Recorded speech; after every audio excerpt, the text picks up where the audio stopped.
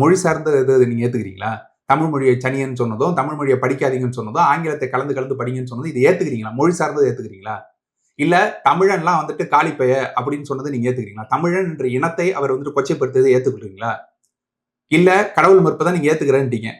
மூட நம்பிக்கை எதிர்ப்பை ஏத்துக்கிறீங்களா? மூட நம்பிக்கை எதிர்ப்பை ஏத்துக்கிட்டீங்கன்னா தேங்காய் தூக்கிட்டு உங்க ஆளுங்க சுத்துறாங்களே அதெல்லாம் என்னன்னு கேள்வி கேட்பீங்க. அதை நோக்கி ஏதாவது நீங்க வந்துட்டு நடவடிக்கை எடுத்திருக்கீங்களா? நீங்க ஈவேராவை கொள்கை தலைவர்னு அடிச்சீங்க. எந்த கொள்கையை நீங்க எடுத்துக்கிறீங்க இது வரைக்கும் சொல்லுங்க. ஏதாவது ஒரு பதில் இருக்கா இது வரைக்கும்?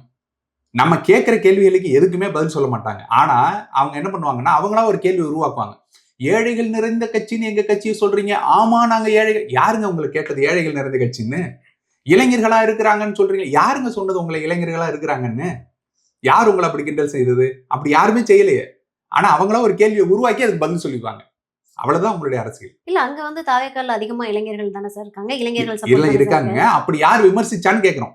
யாராவது வந்துட்டு இளைஞர் கட்சியா இருக்கிறீங்க அதனால உருப்படாதுன்னு யாராவது சொன்னாங்களா என்ன?